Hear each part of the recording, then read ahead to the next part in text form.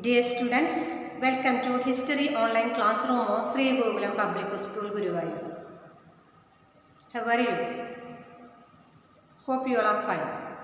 In the previous class, we studied about the unification of Germany, Italy and Britain. Today, we shall discuss about the topic nationalism and imperialism. What is imperialism? Imperialism is a policy of extending a country's power and influence through colonization, military force and other means.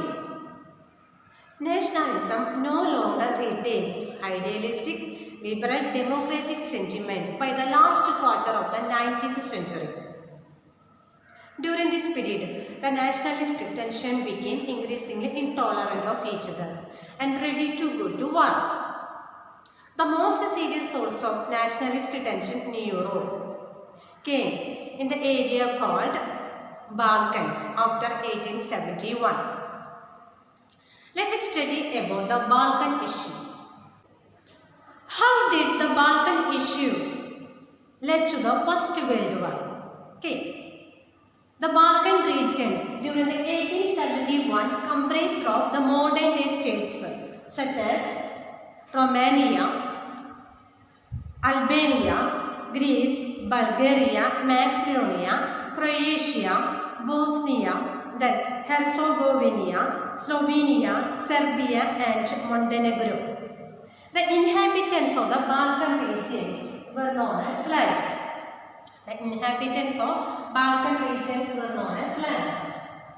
Most of these Balkan regions was under the control of Ottoman Empire. The romantic imagination.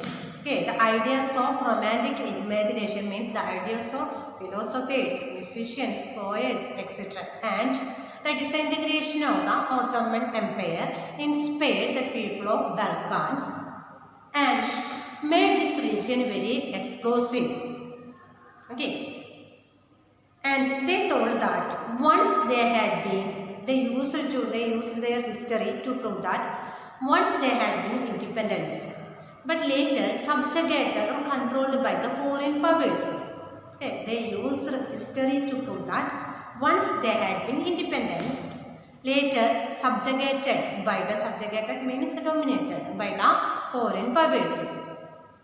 The Balkan people started struggle against the Ottoman Empire and won back the long lost independence. So who were Slavs? The inhabitants of the Balkan regions were known as Slavs. The Balkan regions, most of the Balkan region was under the control of Ottoman Empire. They started struggle against the Ottoman Empire and last they got independence.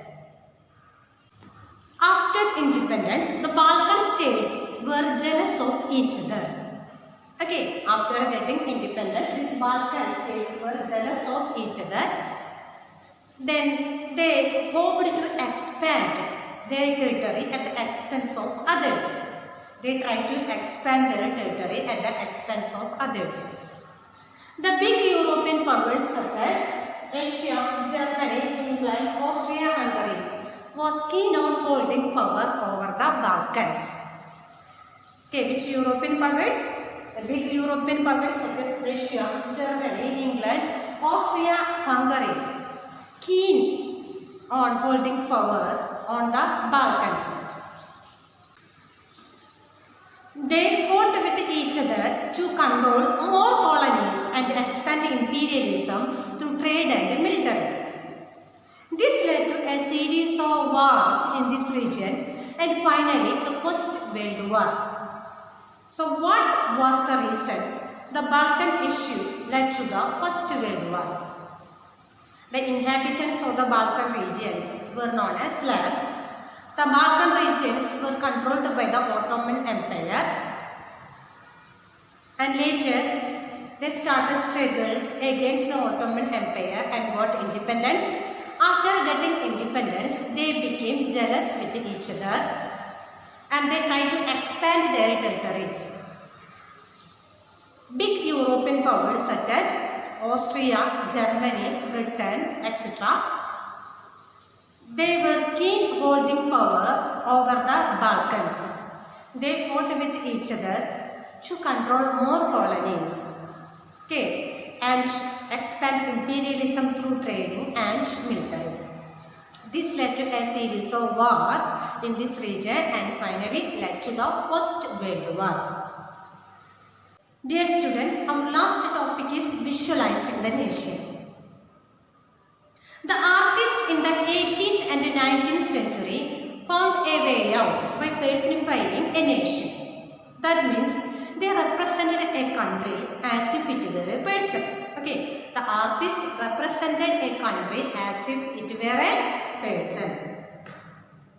So they used female allegory, female object, during the French Revolution to spread the ideas such as liberty, justice and republic. So the artist used the female allegory, okay, female allegory, female object during the French Revolution to spread the ideas of liberty, justice and republic. And these ideas are represented or personified. Okay, these ideas are personified through a symbols or object like red cat representing liberty. Okay, so these ideas represented through the symbols, personified through the symbols or object like red cat. What is red cat? Representing the liberty. Okay, dear students, who were Mariana and Germania? Look at the screen. Who was Mariana? Mariana was mainly portrayed as a female figure, which was a given name for the French nation. Okay, so Mariana was a given name for the French nation. In France, she was Christinette Mariana, a popular Christian name which underlined the idea of people's nation.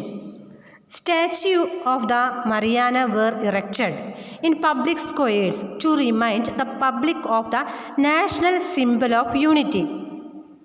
So who was Mariana? Mariana was mainly portrayed as a female figure of French nation. Who was Germania? Germania became the allegory of the German nation. In visual representation, Germania wears a crown of oak leaves, as the German oak stands for heroism. Very important. The German oak stands for heroism. So who was Germania? Germania became the allegory of German nation. She wears a crown of oak leaves.